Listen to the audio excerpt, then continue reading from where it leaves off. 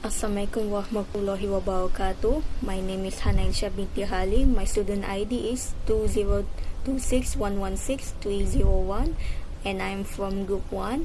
Today I would like to present about Wadi'Ah yet Amanah. So, what is Wadi'Ah yet Amanah? Wadi'Ah yet Amanah is a contract of safekeeping of money or goods. As you can see in this slide, there are three key elements, which is parties, subject matters, offer and acceptance. For the parties, there are two, which is Muwaddi and Wadi.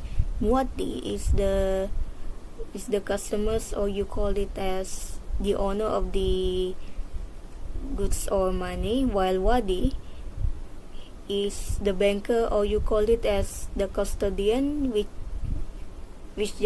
their job is to safekeeping your money. And for the subject matters, of course, asset or money deposit, you can let custodian to take care of these two. And offer and acceptance is sikha. So how does it works? There are 4 steps in here. Step 1 is entrusting the asset. The owner, Muwaddi, which is the customer who visits the bank, deposits money or property with the custodian, the Wadi, which is the banker, specifically for safekeeping. Step 2 is fiduciary custodianship, Amanah. The custodian guards the asset like their own property, but it is prohibited from using it for business or investment. And the next step is limited liability protection. The custodian is not liable for loss or damage unless it results from negligence or misconduct. And the last step is return upon request. The custodian must return the exact asset to the owner immediately whenever it is demanded, which means the owner can request they want to take back their asset or money deposit from the custodian. So let's look at the related issues. Moving to our first point, a defining characteristic of Wadi'Ah yet Amanah is the strict prohibition on fund utilization. Because this contract is based entirely on pure trust, the custodian has no legal or Sharia right to employ the funds for business operations or liquidity purpose.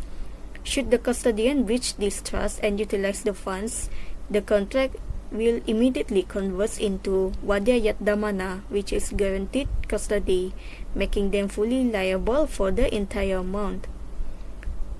Next, our second point highlights the absence of financial returns. Since the funds cannot be put to productive commercial use, the activity does not yield any revenue. Consequently, depositors cannot expect, demand, or negotiate any form of financial return, interest, or dividends. Furthermore, because no commercial growth occurs, the concept of voluntary gifts, which is called as hibah, does not typically arise under this strict trust model. Lastly, regarding the limited liability for custodians, under the Yet Amanah framework, the custodian is viewed as trustworthy keeper rather than a guarantor. If the asset is lost, stolen, or damaged due to external factors beyond their control, such as a natural disaster or an unavoidable accident, the custodian is not obligated to compensate the owner. They are completely absolved of liability unless the depositor can prove negligence or foul play. So, moving on to the next slide, let's look at the foundational importance of this contract. First and foremost, it establishes a formal mechanism for safekeeping based on pure trust. The entire relationship between the depositor and the custodian hinges on moral integrity. It provides individuals with a secure, faith-based avenue to protect their wealth and personal belongings, knowing that the custodian is bound by Sharia principles to preserve the asset faithfully. Secondly, this contract serves as a benevolent and non-profit act. In Islamic finance, it is a charitable deed which is called as tabarruk, designed to promote mutual assistance within the community. Because the custodian does not charge a mandatory premium to exploit the funds, it stands as a beautiful example of a risk-free communal support system where people help one another protect their assets purely out of goodwill. So for the third point, emphasizes the feature of asset return on demand. Under Wadi'Ah yet Amanah, the depositor never relinquishes ownership rights. This means that the custodian is legally and morally obligated to return the exact item or exact funds immediately whenever the owner requests them.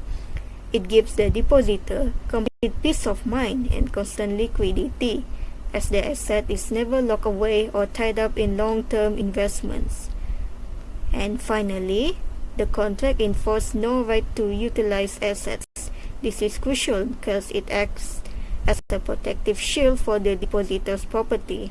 By stripping the custodian of the right to mix or use the asset for their own business, the contract ensures that the asset remains 100% safe from market risks, operational loss, or speculative ventures.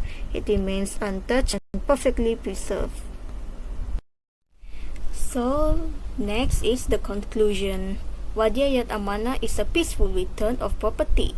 The custodian acts as a protector and not as a user of the asset. It hands back safely to the owner whenever requested, free of liability for accidental damage. Alright, that is all for my presentation. So thank you for listening.